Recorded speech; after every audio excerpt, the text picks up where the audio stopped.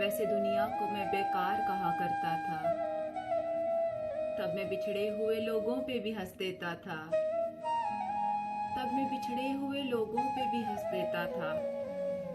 तब मैं उनको भी गुनहगार कहा करता था। तुमसे बिछड़ा हूँ तो रोया हूँ वगरना कल तक। तुमसे बिछड़ा हूँ तो रोया हूँ वगरना कल तक। रोने वालों को भी फनकार कहा करता था। हम शक्ल है या वही है मेरा दुश्मन देखो। हम शक्ल है या वही है मेरा दुश्मन देखो।